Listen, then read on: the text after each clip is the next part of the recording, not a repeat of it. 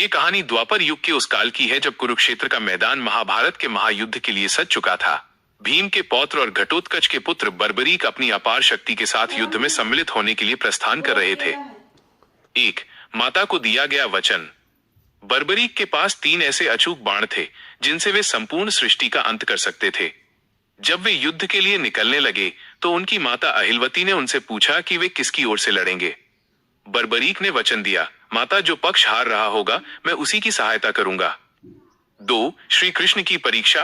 भगवान श्री कृष्ण जानते थे कि यदि बर्बरीक युद्ध में उतरे तो पांडवों की जीत असंभव हो जाएगी, क्योंकि कौरवों की हार निश्चित थी और वचन के अनुसार बर्बरीक हारने वालों का साथ देते।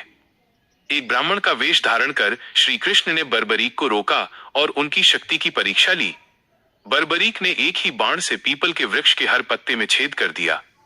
जब कृष्ण ने एक पत्ता अपने पैर के नीचे छिपा लिया तो बाण उनके पैर के पास आकर रुक गया।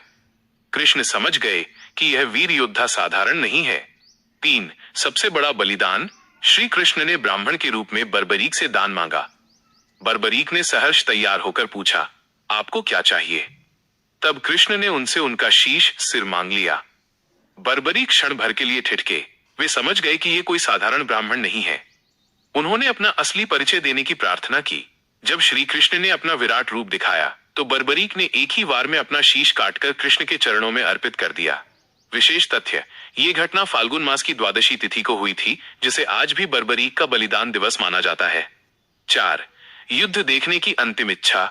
शीश दान करने के बाद बर्बरीक ने अपनी अंतिम इच्छा जताई कि वे महाभारत का पूरा युद्ध देखना चाहते हैं। श्री कृष्ण ने उनके शीश को अमृत से सींचकर कुरुक्षेत्र की सबसे ऊंची पहाड़ी पर सुशोभित कर दिया, जहां से बर्बरीक ने पूरे 18 दिन युद्ध देखा। 5, श्याम नाम का वरदान। युद्ध समाप्ति के बाद जब पांडवों में जीत के श्रेय को लेकर बहस हुई तो बर्बरीक के शीश ने गवाही दी कि यह जीत केवल श्री कृष्ण की नीति और उनके सुदर्शन चक्र की है।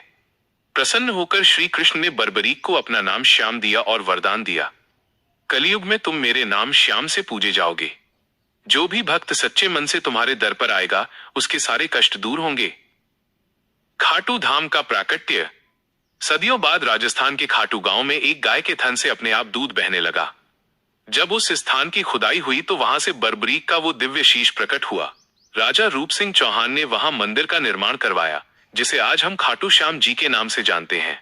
आज भी लाखों श्रद्धालु हारे का सहारा बाबा श्याम हमारा के जयकारे के साथ यहाँ अपनी मुरादें लेकर पहुंचते हैं।